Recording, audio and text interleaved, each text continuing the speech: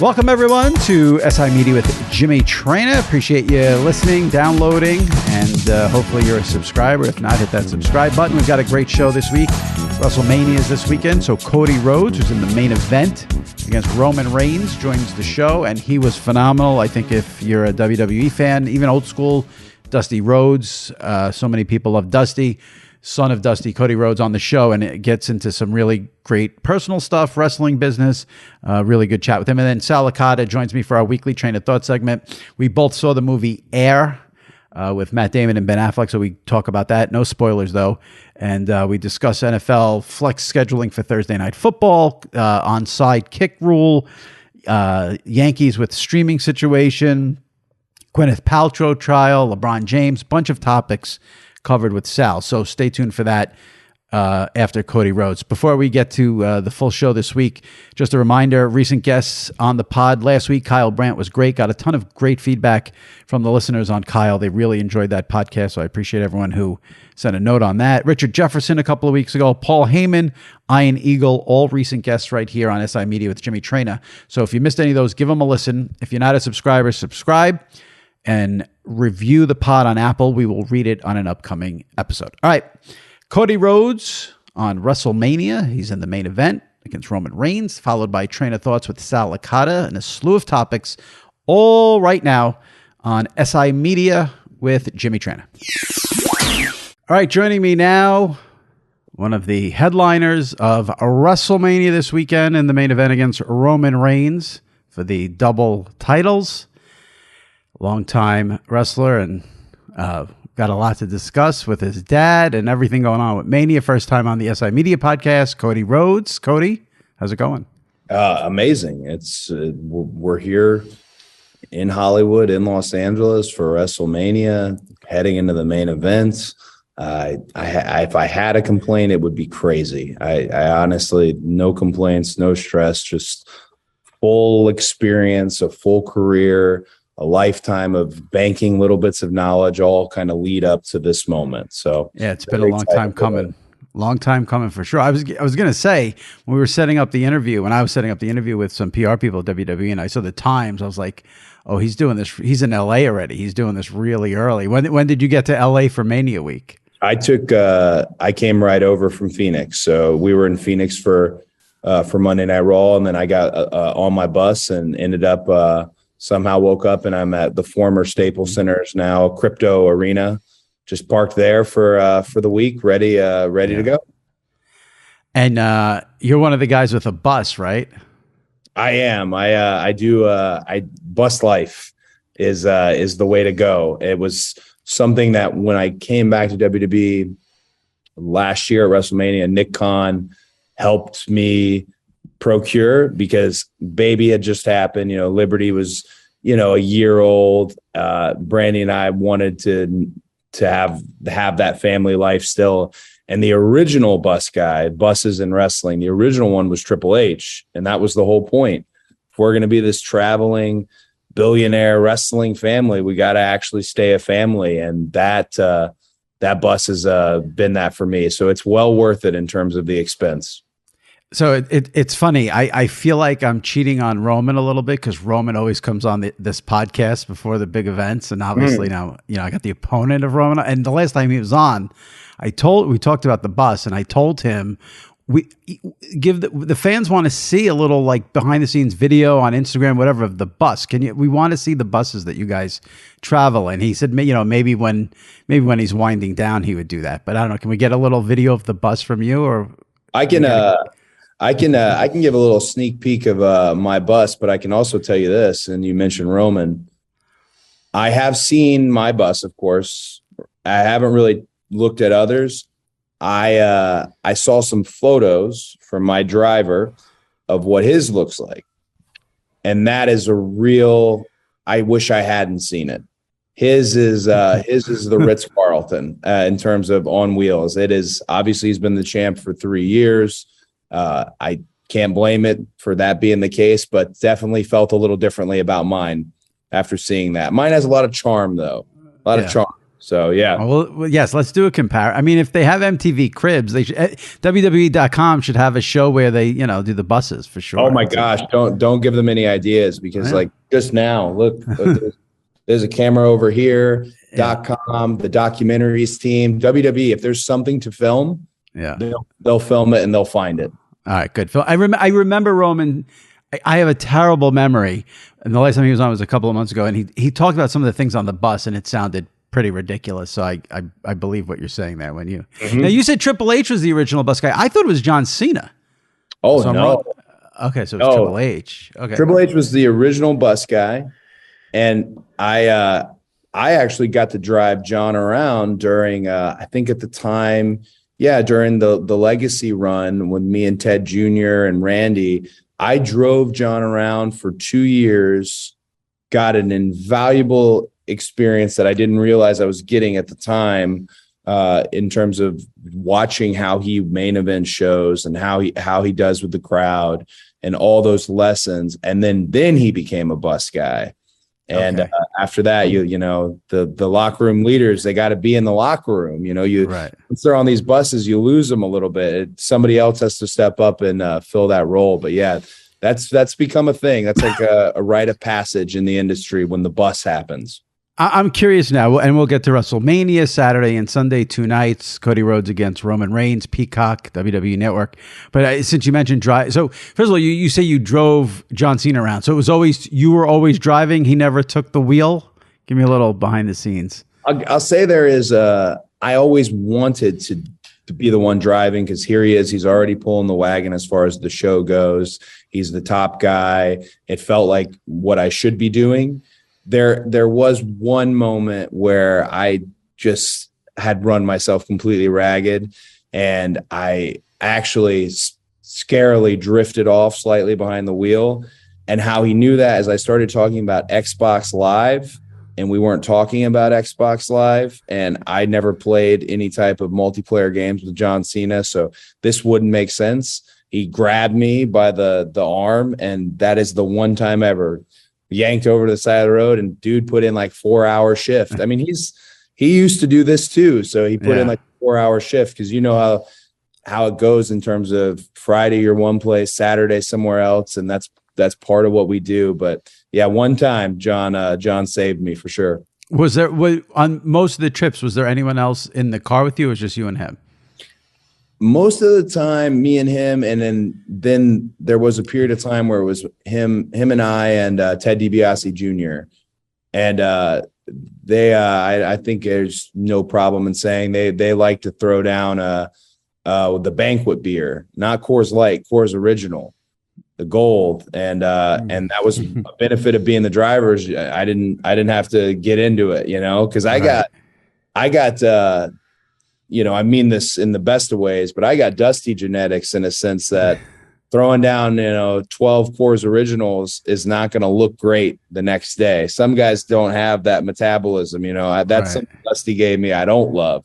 So it was a good spot to be the driver. You don't have the flare gene, I guess, then. Right. That's really it. And when you hear these stories about the wrestlers who like to party hard, but then also can do it. Him and John, there's a limited, like count on one hand list of guys who can actually do it. And then there's about 1,000 wrestlers who think they can do it and absolutely cannot. That's a flair only thing, I think. Yeah. Last thing on this, and I because I do think, and I've had John on this podcast, which was a memorable experience. He did it in person, and he seems like the most philosophical, or one of the most philosophical wrestlers ever. So I would imagine on long car rides, there would be some like deep conversations, or was it be quiet, listen to music, retired, he sleeps, or did he get in? I mean, he seems like he's always got some sort of life philosophy to throw on you. I feel like as he's gotten a little more experienced and mature, I've noticed the philosophical aspect. Came to my school, the Nightmare Factory, the other day and spoke to the kids. A lot of that. I'd say on the car, the big thing that you do is you kind of rehash the show that you were just on. And John was really good about being sincere about what worked, what didn't, and why. And that's a long conversation. You get a lot out of that. John's biggest rule was if the crowd is doing something, whether they're clapping their hands or stomping their feet, you'd have to reward them with something from a psychological standpoint. You got to keep making them interactive in what we do. And that was always where he went back to. But also one of the secrets of these car rides is it's your time to make fun of everybody on the roster. And that's your time to get it all out, all the venom out, so that when you show up the next day at work, you're like, oh, it's great. I can work with this guy, this girl all day long. No issue. So that was fun. The secrets of the road is you got to kind of bury the rest of the roster and then you're ready to go the next day. Yeah. We ever since COVID, we don't have an office anymore at Sports Illustrated. And that's like the biggest thing I miss is like just bullshitting with my coworkers and talking about other people. Yeah. You got to have that. You absolutely need that. That's otherwise it's in here, get it out. Yeah. It's all done on like, text message. It's not the same. No, it's not the same as in person when you lean over and you're like, do you believe this asshole? Like you need that in your life. You need that. And also I feel like with technology being what it is today, everyone's in part of these group texts. I've now with my group text, when it comes to ripping on people and stuff like that, I just say something positive because you never know which one of these things is going to end up in court. And if they have to read an entire list of messages and they keep coming back to, Cody seemed pretty nice about this person, That's smart, especially where you are now, which is obviously main eventing WrestleMania. Let me start with this. Did you ever think in your career you would main event a WrestleMania? I think it was a goal and it was a dream. But with sincerity, I don't think I ever thought I would be main eventing a WrestleMania. Even at my youngest going into OVW and developmental, and I had all the hopes in the world and had a really strong opinion of what I could be and what I could do, going on last at a WrestleMania is the most difficult spot to get. And I being honest, never saw it. And maybe that's part of the reason why this is my first trip and this is Roman's 7th, but I never saw it. And that's why now anyone who's kind of my peers or people I've worked with over the years, anyone who's given me my flowers this week or congratulated me or whatever it might be, I just tell them how genuinely lucky I feel. There's a boulevard, Sunset Boulevard. There's a giant poster of just Roman and I just lingering over Hollywood and, the entertainment elite. And it's just very blessed, very lucky. Sure. Ton of hard work, some wild decisions and a unique road to get here. But no, I never saw it like this. And I'm glad I didn't, because I'm experiencing it all here now and, in real time. Now, full disclosure for people listening, we're taping this Wednesday morning, so we have a few more days to go before Cody and Roman do it on Sunday night at WrestleMania. So the meat of the week is still to come, but I'm just curious, even at this point, how much you think about Dusty on a daily basis this week. It's one of those things where, right now you and I doing the podcast and kind of like this morning, I'm on a media tour. It's one of those things where it's only in the real private moments I get to kind of find him again. But I have found this week that I think I'm not thinking as much about him as much as I am about my mom. Because my mom is coming to WrestleMania. My mom was not sure I was ever going to do anything in life at all. Very hard on me, and definitely was worried about the wrestling lifestyle and the sports entertainment lifestyle. And I jokingly say this is a nice "I told you so" moment, but it's also a really fun moment for me because she was the biggest Dusty fan. And nobody was going to top Dusty to her. Nobody. She's seen them all, and nobody tops Dusty. So maybe, being in the main event, being with Roman in Hollywood, the biggest by all measurable standpoint event that's ever involved a ring, it's got me in there. I think it's a good time. Like, I want to make her a fan of mine, as silly as that sounds. And I'm looking forward to just having that experience with her. And my daughter's going to be there, and my wife. Just the ladies in my life have been more prominent on my mind than Dream has, because I think Dream's kind of carried me through this whole thing without me even knowing, if that makes sense. Right. Well, you've talked about. I saw an interesting quote from you when Dusty passed, and there was so much talk about the Dusty kids, meaning the wrestlers at NXT who he trained. Very emotional, obviously very close to Dusty, and you said you felt jealous of that. Yeah. And I saw that remark, and I said that's pretty deep there on a psychological level. Have you sort of made peace with that? Is it something you don't make peace with, you just deal with? And how intense was the jealousy? I think the jealousy was probably more intense than I even want to admit. And it started actually before he had even passed, when NXT was down the street from my house in Winter Park near Orlando there. And they were first doing their takeovers, and it started even before, because I wanted an experience as far as they were getting. I wanted to be in Dusty's communications class, as he called it, but it was a promo class. I wanted to know what he was sharing with them. And we'd never had that interaction. When he was a writer for WWE and I was brought up on the road, he asked to be taken off the road, and he went to Florida and started that job. So we never were really truly a coach and a player.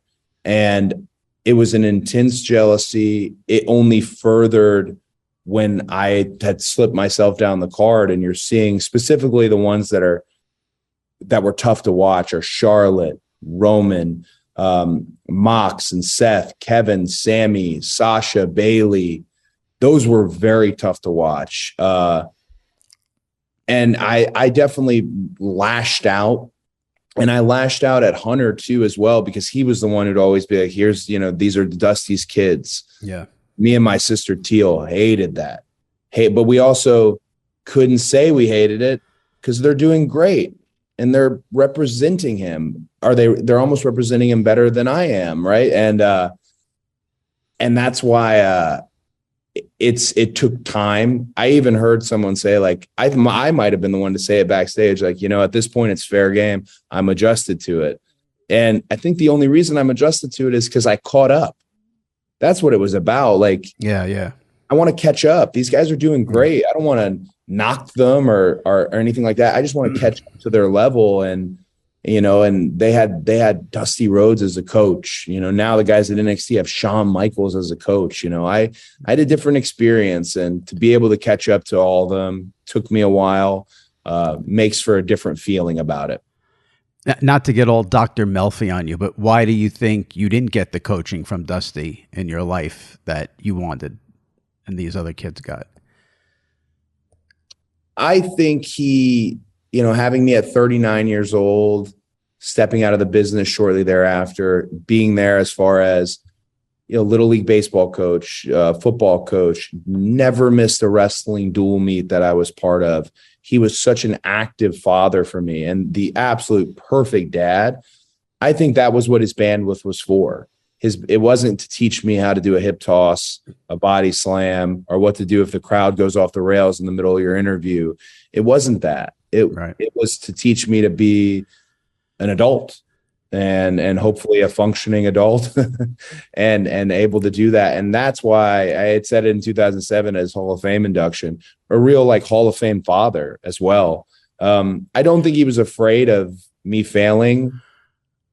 But I know Mr. Heyman put that out there in the universe the other day. I don't think that's the case, but I think he did enough as far as father goes that's why it was. I'm glad you brought up the Hall of Fame thing, because that's what's interesting to me about this. When you say there was a jealousy or you didn't get the coaching, I remember watching Dusty's induction. I mean, I was a huge Dusty fan. I love the guy. I always gravitated more towards, Dusty and Flair than Hogan as a kid. So I was always into that. And you were overcome with emotion at the Hall of Fame. Like I was just thinking about my own dad. Like I saw you and your brother with Dusty, and I don't know how anyone couldn't have been moved or touched by that. So that's why I thought it was interesting that you're so honest about some of the things you may not have gotten. But obviously, if you watch the Hall of Fame, clearly you could see what Dusty meant to you in the relationship there. So it's an interesting juxtaposition. It was a real interesting night too, because at the time I worked for WWE and I was in the developmental, and I remember I came backstage and it might have been Bruce Pritchard, and he told me, he goes, "Gosh, that was a really great promo." And I, of course, said, thank you. And I'm so excited to be working here. I can't wait to do it on TV. But what I wanted to say was, well, it wasn't a promo. Right. It's easy. This is everything I said. I meant, that's my hero. That's my dad. Easy story to tell. And that's always been a hard thing when you're in the ring and your character is yourself. When your character is you, man, you're really open. You're very vulnerable to all the good and the bad. And that vulnerability in this most recent run with WWE has been my favorite part, though, because this audience has been so freaking warm and accepting, especially after all the things I went and did, that it's just, again, incredibly lucky. Yeah. Now, let's get to the psychology of wrestling more than the father-son psychology here for a second. I have always said as a wrestling fan, whenever I have someone from the WWE universe on, that it seems like going away is a great thing for any superstar. We saw with Roman. Unfortunately, the first time he went away, he was dealing with health issues. But going away and coming back, when you come back, you left WWE, obviously. Now, what you did away was huge. You didn't just go away and disappear. I mean, you started a company and AEW and all that stuff. But then you come back and the fan reaction, I want to use the word overwhelming. You have to tell me how you feel since it's about you. But do you think it's just a matter of going away and coming back? Or, I mean, you still have to come back and have, they say, the WWE machine behind you as a factor in it. But talk to me about that a little bit if you can. I think the biggest thing when someone does go away, right? Sometimes even if you love something, you've got to leave it. You've got to leave it, and you've got to love yourself to a degree and find what works for you. A big difference, and not knocking anyone who's been released, because plenty of guys have been released and made something, was at the time, and now because of how wild my exit was, now everyone's locked into it. It's a little more difficult. I just said, see you, bye.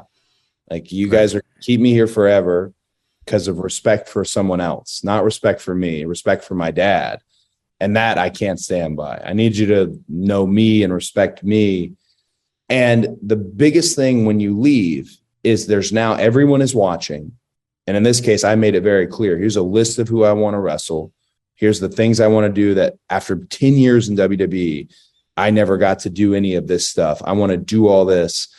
That next step is huge. We joke all the time, my wife and I, about when we've seen people say, hey, stay tuned for the next chapter.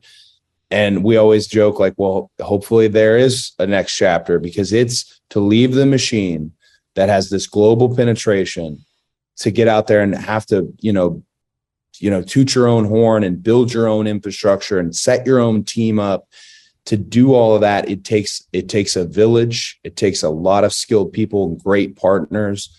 And for me, that's what made it so that coming back at WrestleMania, there was such a large feeling of excitement from the fans, and also understanding is I made sure they watched every step of it. Even if it was hard to watch, even if you had to sign up for an app you'd never heard of before, or go to a building in the middle of, the rural upstate New York where I was doing an independent, I made sure everything I did, I gave the same treatment that I'm giving WrestleMania. I gave it all I had. And that was, I felt very rewarded when I came back. There was a respect about it, an understanding.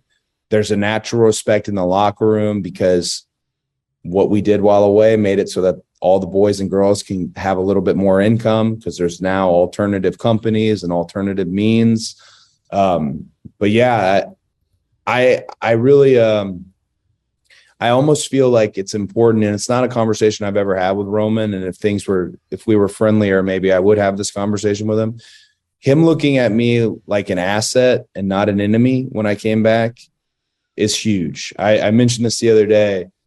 This is such a big gamble. The guy who broke the throne, poked fun, did all these things, coming back, my life could have been made a living hell. Now I was going to do everything to not and deliver, and the fans are ultimately the barometer here. We're going off what the fans give us, but by no means was that the case. Everyone understood it, happy to have me back, treated me like an asset, and here we are. You mentioned two things that I'd like to follow up on. It was a famous bit where you took a sledgehammer and bashed the throne. Mm-hmm. If you can pull back the curtain, if you don't want to, I understand, but if you can pull back the curtain, like now back in WWE, does Triple H, Paul Levesque, does he ever say to you, like, that was messed up, or like, is there ever a joke about it, or do you ever mention it, or it's not mentioned? It's not mentioned. Okay. And I love it to be mentioned eventually, because I still have my broken throne at the Nightmare Factory. And I was in the warehouse the other day with WWE, and there's the throne is just sitting right there, and they're replicas. Mine is a replica of the throne. And I think there's some imagery, some iconography that could be utilized for a show potentially. So I'd love to eventually we talk about. But one thing that was really nice conversation him and I did have was, and I didn't share this until I came back recently, was when I won the Ring of Honor World Championship. I won that title, and I hadn't spoken to him since I left. And I just got a one-word text from him that just said, congrats. And this is a Ring of Honor show. It ends at 1 a.m. essentially. He's probably, once you get working here, there's a bazillion shows. There's a bazillion things you're doing. I was glad, I found out later he watched every bit of it. He kept tabs on me. He very much, in terms of, we're hearing about how good Hunter is about the younger wrestling crowd, that he's got his finger on the pulse of what the young fans and also the young roster is into. And that was a good indication of that for me. And you had mentioned your wife, Brandy, and I have to ask, because my niece is a huge wrestling fan. And your wife I thought she did a phenomenal job in AEW as a character. And my niece loved her YouTube show, Shot of Brandy, the cooking show. Are there any, I always assume, I'm just like one of these idiot fans. I'm like, oh, Cody's in WWE. His wife will be in there at some point. We haven't seen her at all. Can you give us like an update on her status? Yeah, no, Brandy it's a vague update, but Brandy's got something non-wrestling related that she's been doing, that she's working really hard on, and hopefully she'll be able to kind of unveil sooner than later. However, when it comes to, you mentioned Shot of Brandy is still something that's being, is currently in pre-production in terms of moving from potentially YouTube to a larger platform. Good. She's so good at Shot of Brandy, and we had so much fun when we were able to bring on different wrestlers on there, and just different people we know in the family and stuff like that. SOB is a fun show. I wish we had more time, because I watched the episode you were on, and you talked about having a midlife crisis and starting to collect figures at 35, and I'd love to get into that, but I know we have limited time, so I'll stick to the wrestling. Maybe I'll have you on again. Hopefully this isn't too painful for you, and I can just tell you that the midlife crisis continues. It does continue. I know. I would love to discuss that. I could do a whole podcast with you on that. So WrestleMania with Roman, if you win, and I know you'll say when you win, that's like the standard comeback. If you win. And I know that I don't want to put you in an awkward spot. I know wrestlers hate hearing about this, but if you look at the offshore betting odds, it looks like it's going to be a good night for Cody Rhodes at WrestleMania. If you win, will you feel any extra pressure as the champion based off of how WWE has built up Roman for the last, whatever it is, 3, 4, 5 years, the streak, the whatever it is, 1,000 days with the title. I mean, even just, his entrances on SmackDown are these epic things. He's got Heyman with him, which I'd love to get into that for a minute too. But given how much this has been built up, if you win that match and then you're the face of the company, is that extra pressure? I'm going to be this answer might come across extremely dickish is the only way I can put it out there. A little more prickly, this answer. I don't think there's any more pressure about potentially being the face of the company, because respectfully, I feel like for the last 4 months, I've already been the face of the company. Roman is on a, not a part-time schedule. He's still a full-time superstar and still the champ, respectfully. But I make every town, every city. I've already felt like the face of the company since perhaps even Hell in the Cell, even while I was injured. And maybe that's just currently WWE is seeing this new shiny toy that's come back, and they put the American Nightmare everywhere. But I'd say it's working, because we've had some unbelievable nights in terms of the WWE audience. If you've never been to a show, is unique in that it's a very family-based audience. You've got a dad with 2 kids, and that dad was probably one of those kids, 20 years ago with his parents.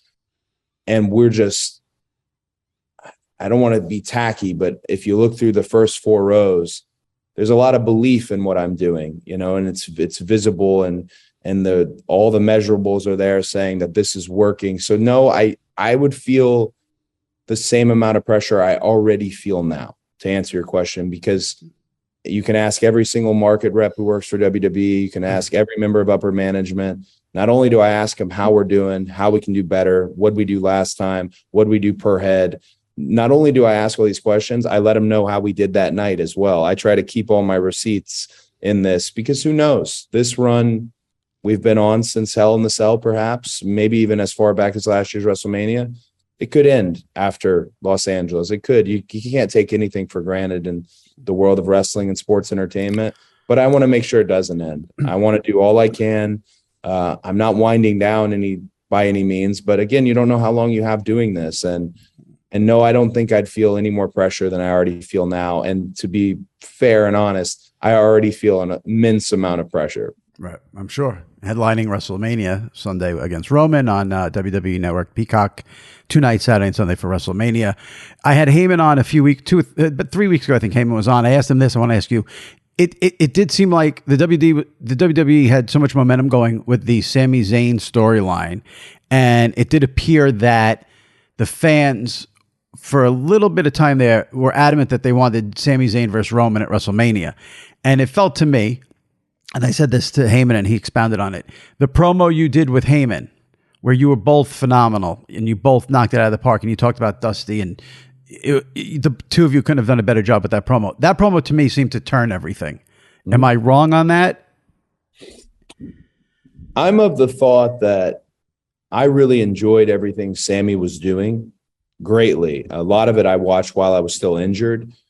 And earlier in my career, I feel like there's more jealousy and there's more politicking and things of that nature. At this point in my career, if someone's doing awesome, they're doing awesome. If that match becomes a triple threat, it becomes a triple threat. I'm never afraid of the wave, because riding the wave is so incredibly fun. I do think when I saw the Elimination Chamber in Montreal and its outcome, this is even after the promo I done with Mr. Heyman, I do think it felt like, okay, that story that chapter is over. And there's a Mania chapter that's a different chapter. Because if you look at Sammy and you look at Roman, it was such a personal story. It was so unique, and it was so nuanced and long, and just a really treasured piece of storytelling. And then if you look at what's happening at WrestleMania is less about the personal aspect of this. It's more about the thing I wanted since I was 8 years old. It's a physical belt. In this case of Roman, it's 2 championship titles, the undisputed WWE Universal Championship. And perhaps people forget, maybe they don't, they haven't in terms of this angle, is how special that can be. A guy who really just wants to win, and a champion who absolutely doesn't want to lose, who both we've gotten and commanded a great amount of respect from the audience, and blessed to have it. Makes for a very tough to call main event. I know I got to let you go. I'm going to just slip in one question real quick. The week after that tremendous promo with Heyman, there was another promo. He came on, I think, with the neck brace, which was hilarious. I poked fun of him for that. Yeah. And he threw out a line about sleeping with your wife. And I'm just curious, did you know he was going to use that line, or did you not know? And if you didn't know, I want to know what your thought was when he threw that line out there. I'll say that the higher up I go in a sense of personalities of the top players, your Roman Reigns, for example, and your Mr. Heyman, the less I know about the situation, the more it becomes a matter of, I've done this so long, I should have an answer for everything. Is that more exciting to you when you don't know? 100%, right. 100%. Yeah. And what people don't know about my relationship with Brandy is I am not a white knight. I am not her protector. My wife will whoop your ass. I worry more about your safety from her than from me. And she's always done her own thing. So Mr. Heyman been very lucky that he's able to slide that one across without Brandy being in Ottawa at the time where that was. But they'll probably see each other this weekend, and who knows how it will go. We got the whole documentary team here, so see. But it's better not to know at this point. It's fun. Yeah, I'm sure. All right, I know you got to go. I appreciate you doing this. Would love to have you on another time. Good luck Sunday night against Roman Reigns, WrestleMania, Los Angeles. The vignettes have been great. I should know this. Were you in any of the vignettes? Goes back to Hollywood? No, and I gave him the easiest one. I said, let me do the Independence Day speech. I know it by heart. And these dudes, would have been good. Yeah, that would have been good. These dudes just, you're in the main event. You don't need one of these. I still want one, though. Now, I know you hate Roman and Heyman right now, but did you at least enjoy the Goodfellas spoof? Because I thought they did a good job with that. I thought it was absolutely brilliant. And I regretted I mentioned Goodfellas in my backstage interview because they have a genuine Goodfellas vibe to them. Yes. I forgot they did this. And then I thought, I don't want to take away from anybody's fun. This was very well done. With Solo Sikoa kind of stealing the show. At the end. Very well done. Best one, I think, of the bunch. Yeah, by far. All right. Thanks, Cody. Good luck. Like I said, WrestleMania Saturday and Sunday. Cody against Roman Reigns. Close it out Sunday night for the 2 belts. I know I'm not allowed to say belt. I hope I don't get in trouble. You can say belt. You can say belt. Okay, belt. And Peacock, WWE Network. So much more I would love to get into, but maybe another time. Thanks, we'll man. cover it at a later time, including the midlife crisis and the figures. Yeah. This is still a thing. Yeah, we got to get into that. All right. Good luck. Take care. Thanks. Thank you. Okay. All right. Joining me now, as he does every week, for our Traina Thoughts segment from WFAN Radio in New York, SNY TV in New York. Just saw him, let's see, 12, 14, about 15 hours ago we saw a screening for Air with Matt Damon and Ben Affleck, so we'll get into that. Sal Licata. Sal, how are you? I noticed you shaved this morning. You were did. Scruffy last night, and now all of a sudden you're nice, clean shaven for the pod. I like it. So I actually had a game plan yesterday. My plan was to get into the city a little early before I met up with you. Go for a little shave? And go get a shave. And this is how scary being old is. I just totally forgot. I just fucking forgot. Like, there's no way. Like, it hit me. Because I walked from Penn to the movie theater, and then I said I felt like there was something I needed to. I couldn't remember, and then I went and I got something to eat. And as I was getting something to eat, I realized I didn't go get the shave. And I wasn't getting the shave because I was meeting you. I was getting the shave because I knew I had the pod today. So I figured, nice city shave, make it like a little fun day in the city.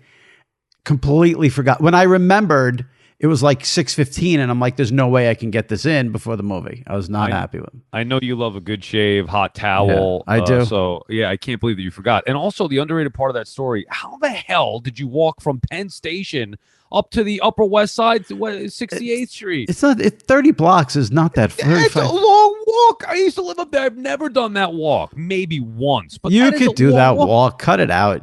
You could do it. I'm like, how'd you get here? You take the subway, the one train up? You're like, no, I walked. What? Walked from Penn Station? It was a beautiful day. It was a beautiful day. An hour? I mean, that's a long walk. Maybe an hour. Yeah. And the walk is nice, except for when you have to go through Times Square. I mean, the pit of hell. But other than that, it's fine. Well, yeah, the weed smell that's everywhere in the city. Oh, my God. It's unbelievable. You don't have to buy or smoke weed. Just walk around the city. You'll be high as a kite. I know. I loved Air. I thought it was great. I said this to you after. I went in thinking it was a. I don't want to give spoilers, and I won't. I went in thinking it was a Ben Affleck movie. It's a Matt Damon movie. I thought he was great as Sonny Vaccaro. Highly recommend people see it when it comes out April 5th. Yeah, spoiler, Michael Jordan signs with Nike. I mean, but we know the result. But the one thing that I kept hanging on to was that it's a 2-hour movie. And nowadays, there's really nothing that holds my attention for 2 straight hours. There was not a lull in that movie. The whole time from the beginning to the end, it had my interest. It was fast-paced. I was in it hanging on every word. And there really wasn't much to the story, as far as different storylines and love interests and all that. But it was one storyline, very well acted, keeps your energy or keeps your interest the entire time. I love the movie. You said it perfectly, because the end result is Michael Jordan signing with Nike, and yet I was still riveted the entire time to see how it happens. And I do think what you said there is true. It's very fast paced. There's no lulls. I mean, there were a couple of scenes, there was one scene where he's driving. I mean, okay, that maybe dragged out in a minute, but everything was quick. And the soundtrack, which is just nothing but 80s bangers, it took every fiber of my being not to sing Time After Time by Cyndi Lauper when that came on. I mean, I knew from the opening scene that we were in for a great one, when they had all the old 80s clips and showing all different things, including Hogan and Iron Sheik, whatever it may be, old video games. It was, the nostalgia for you and I who grew up in the 80s, that definitely touched, a string as well. And it's a good film for Sports Illustrated. The magazine was showed like 3 or 4 different times in like prominent, scenes there. So that was good. And, I don't want to give spoilers, but I thought it was really well done. A couple of techniques that were used. Matt Damon, I thought, was tremendous. I thought Viola Davis was tremendous as Michael Jordan's mom. Ben Affleck's not in it that much. I mean, Jason Bateman was in it more than Ben Affleck, I think. And by the way, I thought Bateman was tremendous. Yeah, he was good. Almost underrated. I love that guy, and everything he does, he's great. He was great. Yeah. The acting was phenomenal. Even though Ben Affleck may not have been in it a lot, he was terrific. And it was a funny movie as well. Now, do you think that movie, similar to maybe King Richard, because sports movies are weird. Like, I love sports movies, but the Oscars don't really recognize them. But King Richard was recognized. Could this movie be on that level, do you think? King Richard was recognized, and the guy goes and slaps Chris Rock. I know, of course. Yeah, I think I would be shocked if Matt Damon and Viola Davis don't get nominated for awards. I thought they were both really, really good. I think for the most part, sports movies stink. I'm not but I don't even think this is a sports movie. I mean, it is, and it's like, I think it's half a sports movie. Well, that's another good point. So I'm debating on trying to watch it again with my wife when it comes out and thinking, will she appreciate it the same way that I did? Because, I got the Jordan. I know the story. I don't know if my wife necessarily cares. Well, I think Michael Jordan is, but you could sell it as, what the movie really is about, it's really about Nike, Adidas, and Converse battling to sign Michael Jordan to a contract out of college. That's what the movie's about. I don't know if I'd consider it. It's not a full-blown sports movie at all. I mean, maybe it's like half a sports movie. Jordan is basically not even in it. Right. No, it's about how Nike got to that next level, or not even next level, how they took over the sneaker industry as far as basketball goes. So, I didn't realize that. Like, because I grew up where Nike was it. Right? Converse to me was I remember it, but it was a little before my time. So Nike, Adidas, okay, and I remember the Run DMC stuff and all that. But when I was growing up, Nike was it. Air Jordans were already in. So I don't recall a world where Nike was looked at as less than. Good movie. All right, let me throw some other topics at you here real fast. The NFL has had the owners' meetings where they're voting on new rules and stuff like that. Mm-hmm. There was a rule shot down that I think would be so good for the game. And it's giving the team the option of, instead of an onside kick, you can run a play that would be it would be set up as a 4th and 20. So from where? From wherever well, I guess wherever you get the ball. Okay. So like, don't we do this in say, the XFL? I feel like there's I don't know because I don't follow it. I mean, I guess it is. All right, so wait. Let me play this out. Let me think about this. So let's say there's a team down by 14. They score a touchdown. They're down by 7. There's 30 seconds left in the game. Oh, right. Now, instead of kicking off, which they wouldn't kick off, they would onside kick.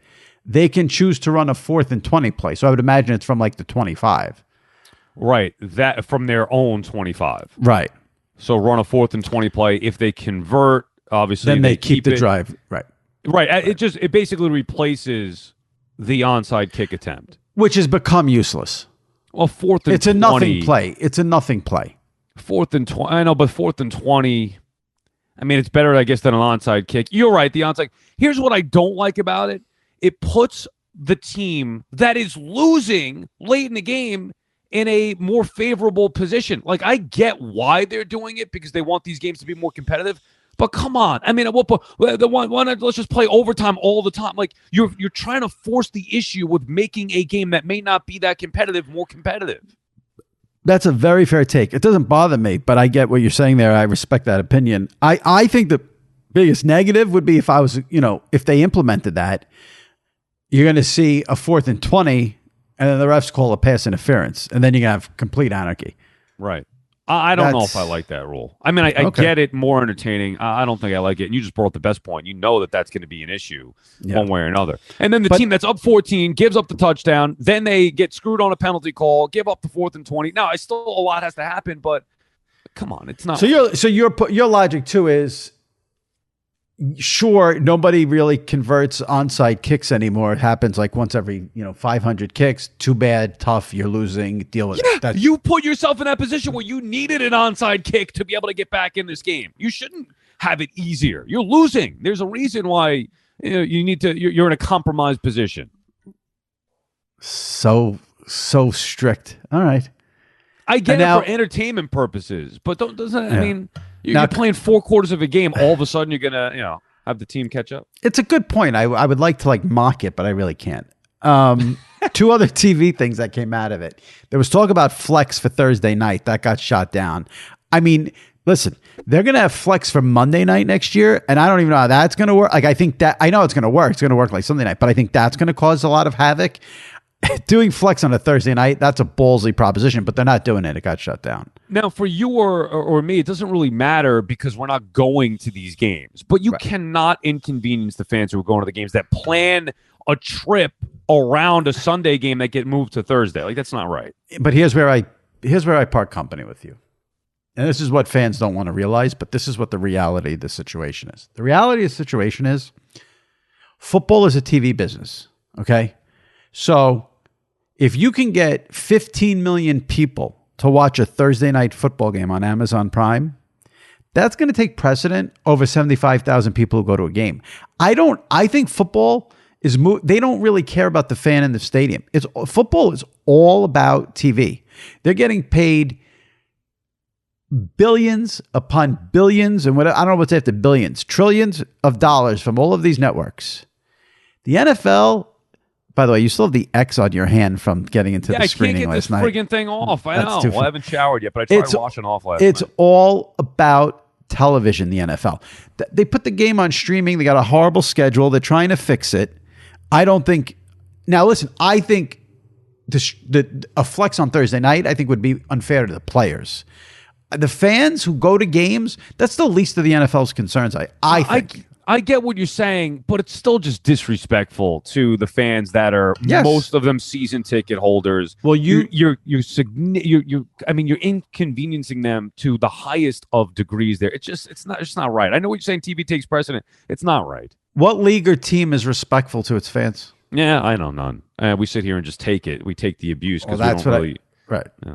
So that leads me to the next topic, which I don't even want to get into, but I sent out 2 tweets saying the Yankees are animals because of this Amazon deal.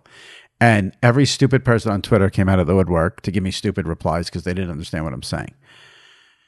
Quick backstory, because I wrote about this today. If you read it, I'm sorry, but I'll just repeat it quickly. The Yankees, they did this last year, and now they're doing it again this year. They're taking 20 regular season games that used to be on free over-the-air TV, Channel 11 here in New York.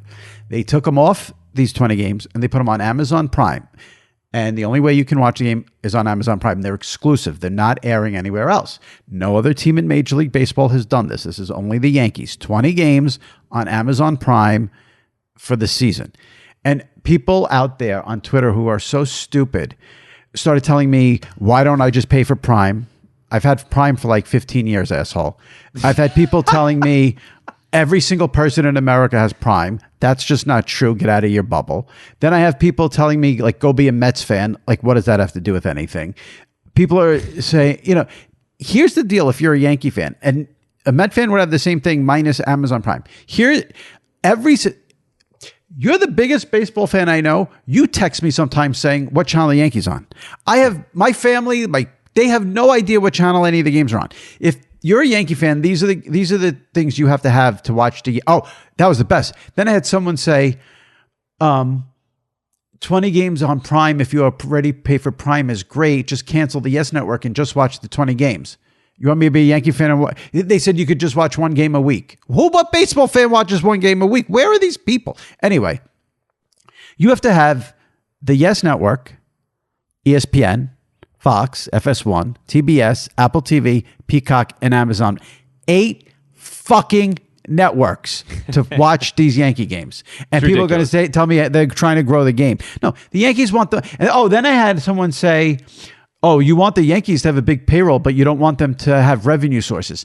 You think the money they're going to make from Amazon Prime is going to pay for their payroll? The team makes $600 million a year. They don't need this money, but they want it because it's all about greed and milking the fans for every single penny. It has nothing to do with me being able to access Prime or have Prime. Dopes. I do think that baseball, look, that this is going to be the way of the future, but to have it on 8 different things is ridiculous. Can you just narrow it down to where baseball would have certain teams have exclusive games on Apple or Prime, or even if you just narrow it down to 3?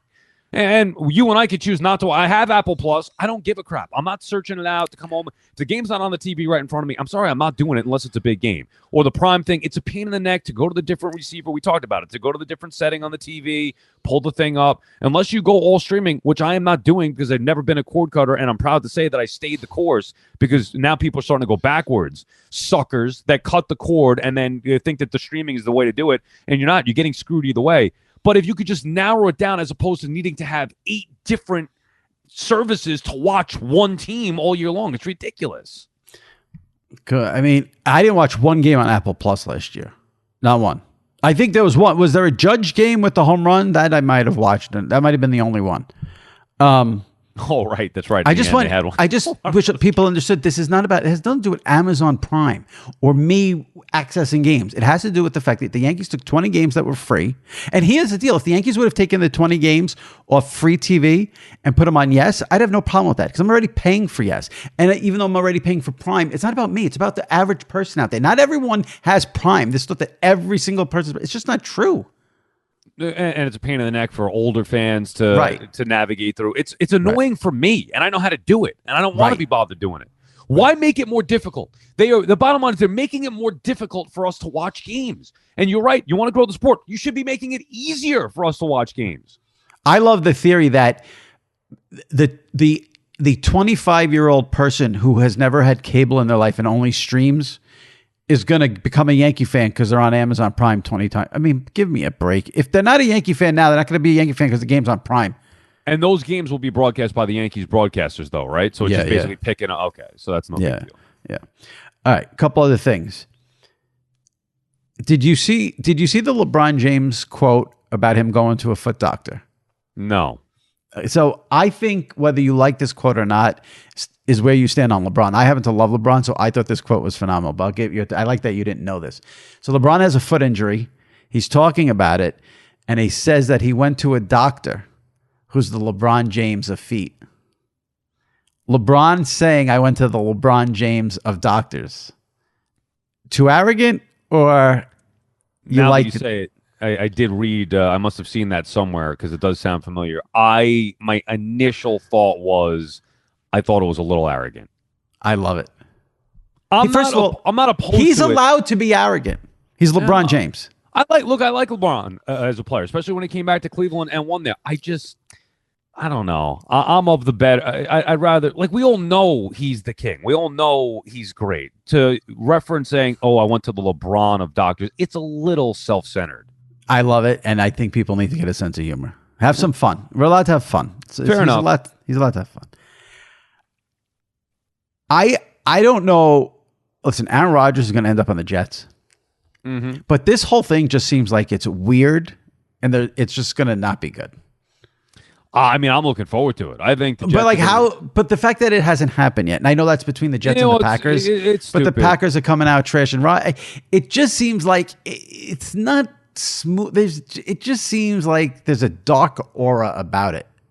I can understand that. I think that's a well described way to term it here, where you're talking about it should be exciting for the Jets and the Jet fans to be able to get Aaron Rodgers. The Packers should be cleanly moving on, but this cloud is kind of hanging over the situation that makes it feel very Jet-like. And here's the other cloud that no one seems to pay attention to. So maybe it's just me, maybe it's not a cloud, and maybe Jet fans fine. I would, if I was a big Jet fan, I would not love the fact that the guy said he was 90% retired, went locked himself in a dark house for 4 days, and then said, "I'm going to be on the Jets." Like,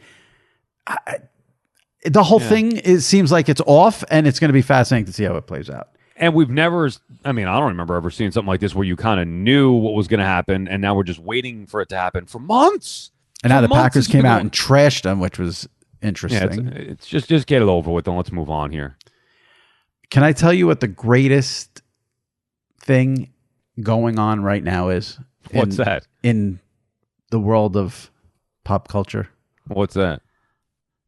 And I'm not proud to admit this, believe me. I am not proud, but I got Vanderpump Rules. You watch it? VPR? No. Oh, no. Okay. I don't do I do real reality, not fake reality. Oh, okay. So this is why it's real reality.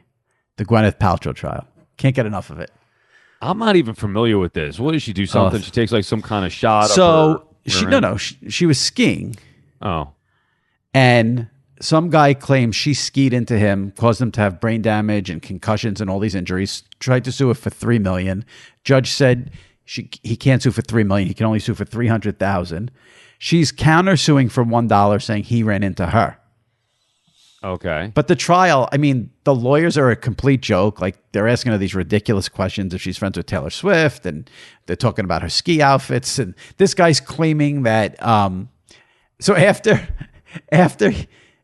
he ran into her or she ran into him, he sent an email, I think, to his daughter with the subject line like, "I'm going to be rich," or "I'm going to be famous," or something. Or "I'm going to be famous," or something like that. And they ask him why he did that. And he goes, "Well, that's the other personality I developed after I got the brain injuries from the ski." Oh, my God. Get lost, you pathetic loser. How do you pay attention to this crap? By the way, wasn't there something with some kind of shot or something that she was taking? And what am I making this up? I feel like I saw that somewhere. I got to Google this now. I'm just into the trial, because the trial I didn't even know about this trial. Where do you even find it? What are you watching, Court TV? No. You know what happened? I was scrolling through TikTok, and it was on there. Oh, that's and then I put on then I went to the TV because I still had cable, and it was on one of the news channels, so I watched it. It's fascinating. What the hell was I looking at? I don't know. I got to look this up, but I thought that there was some kind of thing that she did where it was a questionable. Oh, she told her diet where she doesn't eat, and people got all bent out of shape. Yeah. She said like she has soup and a vegetable all day, and people flipped out. Yeah, something like that. I got to look into it. We'll revisit it next week, maybe. Yeah. I don't care what she eats. All right, last thing. It's WrestleMania weekend, Saturday and Sunday. Will you tune in at all? You don't have Peacock, right? I do not. I mean, I could always get it. It takes 2 seconds. I go back and forth with that. I probably will not. Only because it's opening weekend with baseball. Well, not only because, but like I'm married with a kid, and it's opening weekend with baseball. There's no way I can. What is it? 3 hours a night? It's like 5 hours a night. It gets crazy. Well, 4. Yeah.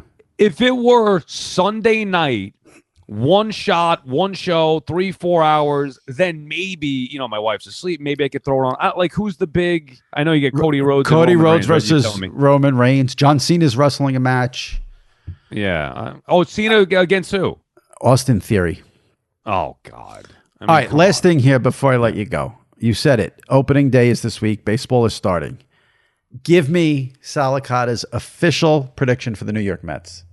They will not win the NL East, and they will make the playoffs, but not win the World Series. So I think they'll have a better year than last year as far as the results because they were bounced in the first round. They might win around in the postseason, but I don't think this is the year. Do you know their total? Their over-under? Yeah, it's like 93, I think. What would you bet? 93 is tough because it's right there. I'd probably go under if I had to. I think they're going to win in the low 90s. Okay, so if the Mets make the playoffs and let's say they lose in the first round, will you then go on Twitter and go nuts about the WBC and blame it on Edwin Diaz? No. Okay, I just want to make sure. By the way, just to clarify here, because I was searching, no, my days of predicting in the NL East and going nuts on Twitter, those days are over.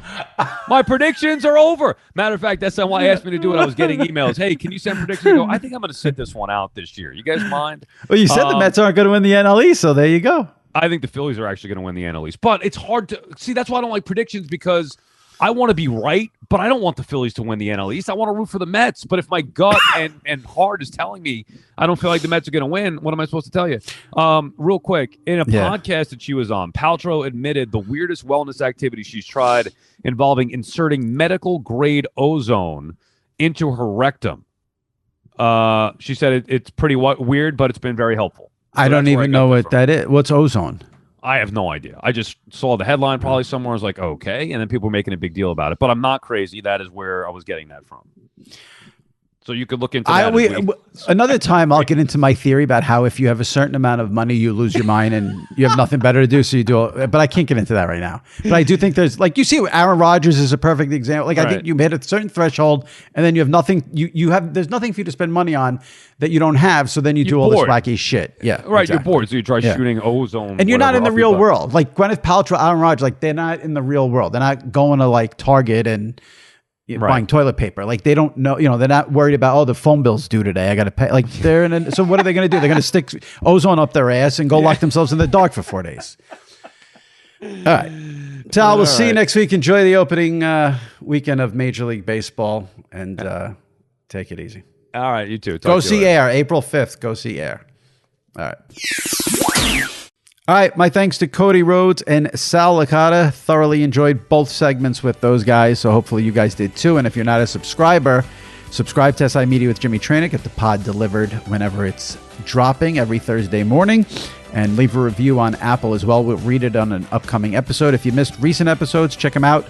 Kyle Brandt from Good Morning Football was on last week. Richard Jefferson, Paul Heyman, Ian Eagle, all guests in recent weeks. So check those out. All right, thanks for listening. And we'll see you next week right here on SI Media with Jimmy Traina. Stay safe and take care.